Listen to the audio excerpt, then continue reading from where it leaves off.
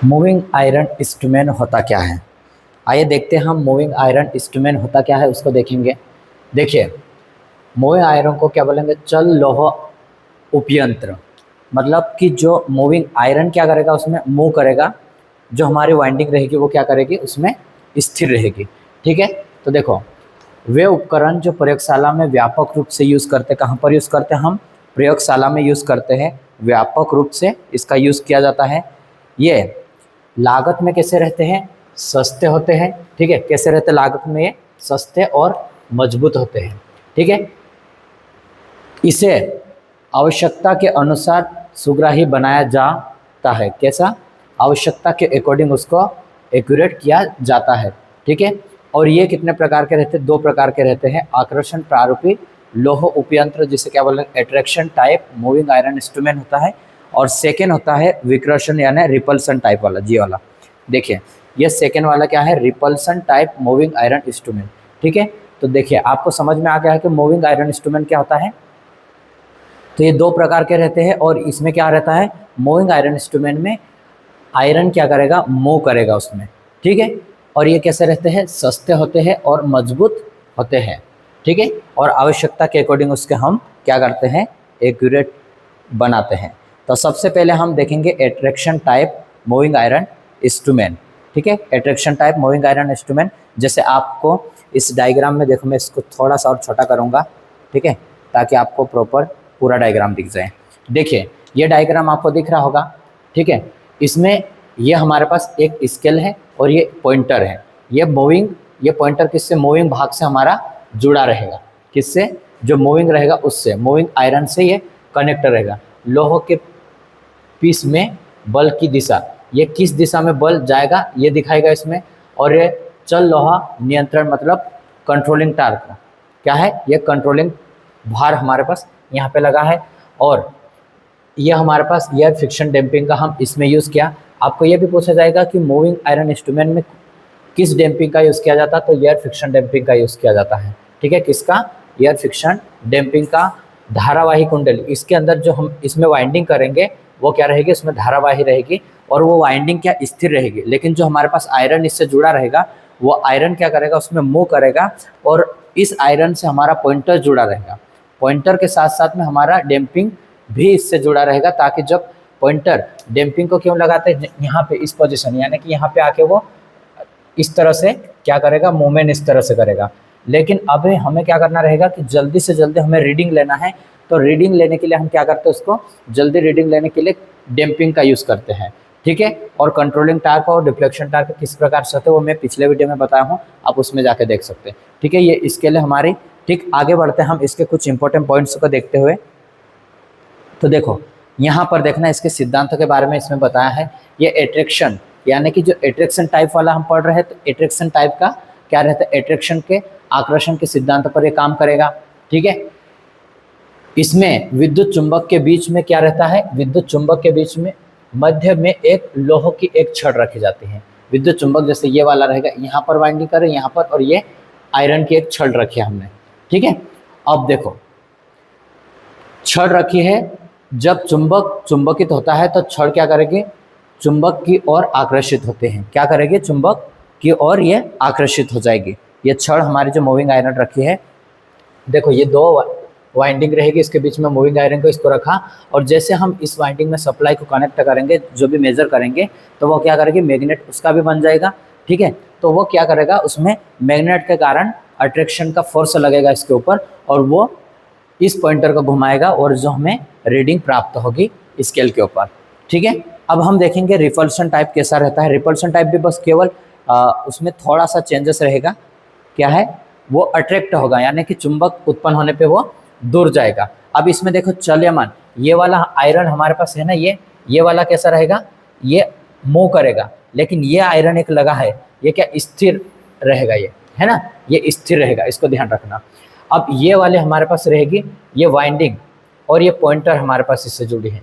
ठीक है, चल कुंडली से ये हमारे पास क्या जुड़ा है, सॉफ्ट जुड़ा हुआ है, और स्थिर बेलनाकार कुंडली, ये वाइंडिंग इसके ऊपर लगाई गई है जो स्थिर है। और जैसे इसको हम सप्लाई देंगे, कुंडली लीड मीटर से हम जैसे इसको सप्लाई देंगे, तो यहाँ पे क्या होगा, मैग्नेटिक फील्ड उत्पन्न हो जाएगा।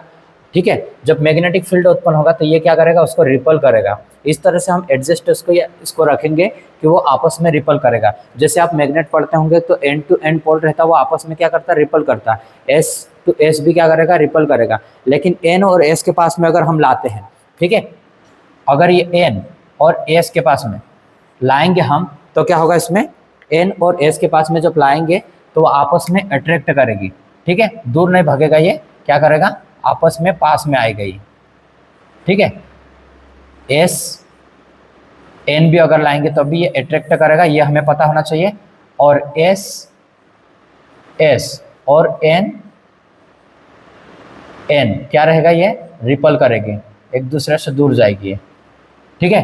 तो ये हमें पता होना चाहिए कि किस तरह से काम कर रहा है। तो हम इसको इस तरह से एडजस्ट करेंगे, उसको ऐसा रखेंगे कि वो आपस में रिपल कर सके, ठीक है।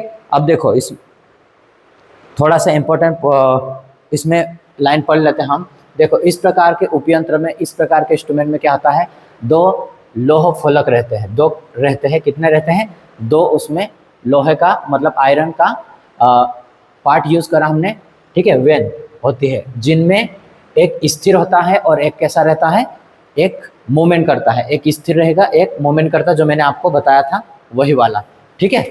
अब सेकेंड वाला देखो, जब विद्युत चुंबक को चुंबकित करते हैं तो क्या होगा, चलायमान क्या होगा, वो एक गति करने लगेगा या फिर मूवमेंट करेगा वो, ठीक है। अब देखो जब भी हम सप्लाई करेंगे इंस्ट्रूमेंट मूविंग आयरन में और मेजर करेंगे तो हमारे पास जो टार्क डिफ्लेक्शन यानी कि जो भी करंट मेजर करेंगे तो करंट के डायरेक्टली प्रोपोर्शनल में वो रहेगा, ठीक है। तो लोह आयरन यंत्र में क्या डिफ्लेक्शन टार्क टी डी बराबर होता है हमारे पास 1/2 आई का square D L by D five, ठीक है। ये करंट का स्क्वायर रहेगी और 1/2 में रहेगा, ठीक है। तो और कंट्रोलिंग टार्क हमारे पास क्या था, हमने जैसा पीएमएमसी इंस्ट्रूमेंट में हमने देखा था सेम वैसा ही रहेगा।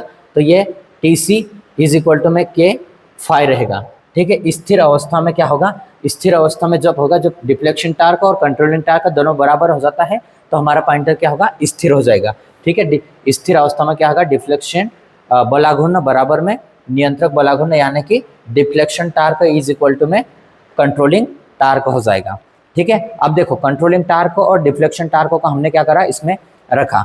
डिफ्लेक्शन टार्क ये हमारे पास था, मैंने जैसे अभी जस्ट बताया था आपको वो, और कंट्रोलिंग टार्क ये, ठीक है।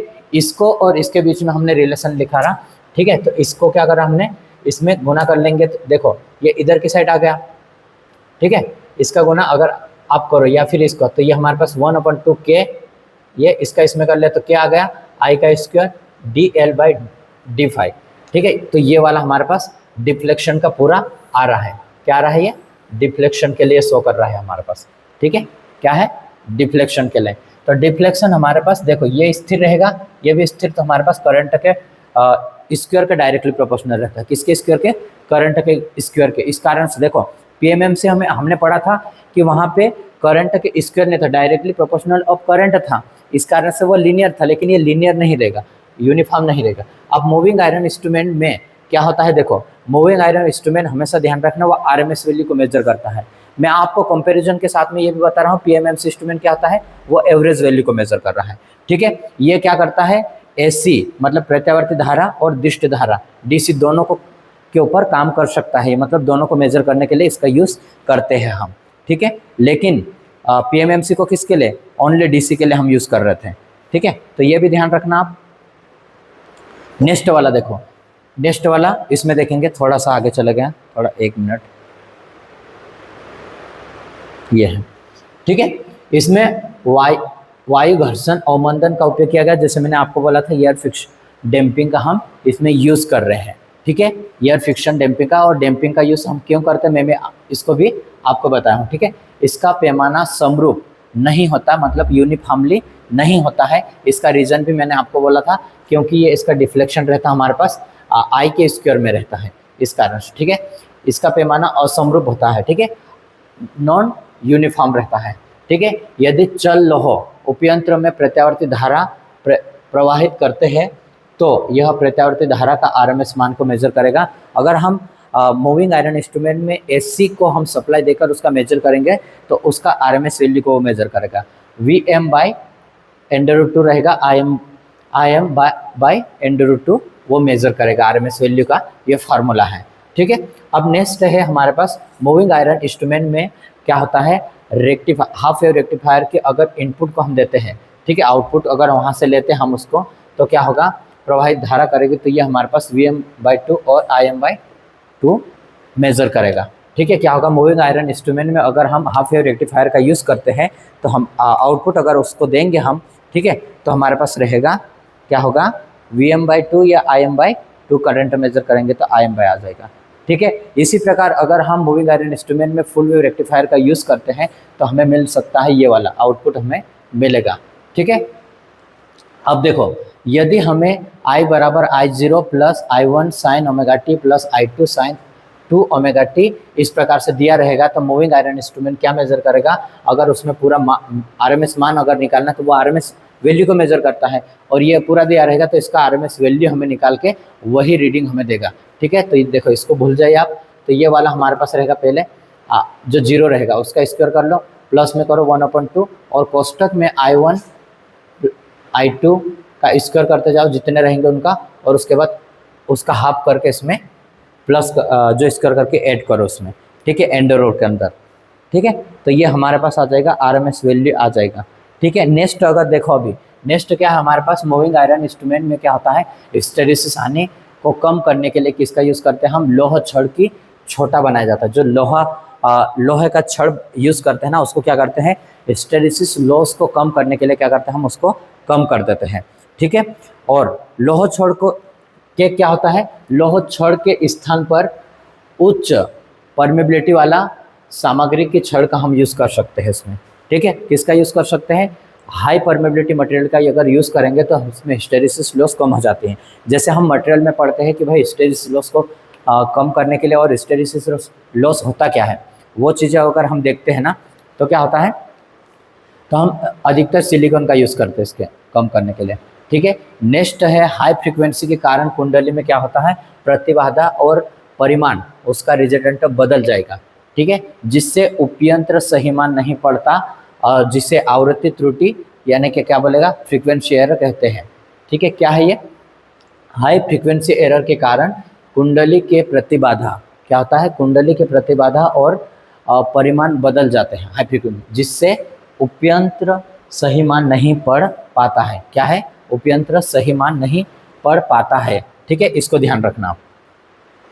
तो ये क्या है, फ्रीक्वेंसी एरर हो जाएगा। नेक्स्ट है उपयंत्र के स्विम्प प्रतिरोध के कारण, स्विम्प रेजिस्टेंस के समांतर में एक संधारित्र को जोड़ते हैं। क्यों जोड़ते हैं, उसका रीजन देखो अभी। ठीक है, इसमें क्या बोला है इसमें कि भाई इसमें क्या वो करते हैं हम लोग कि स्विम्प ये वाला रेजिस्टेंस आ जाएगा हमारे पास। ठीक है, समांतर में एक संधारित्र के साथ, ये इसके साथ में हम इसको ऐड कर रहे हैं, को जोड़ते हैं। यदि C बराबर L/R² हो तो ये उपयंत्र के संपूर्ण प्रतिबाधा को दिखाता है और आवृत्ति से स्वतंत्र हो जाएगा। ये कैसा हो जाएगा, C बराबर L/R² होगा तो ये पूरा स्वतंत्र पूर्ण प्रतिबाधा को दिखाता है ये। ठीक है, एक मिनट रुको।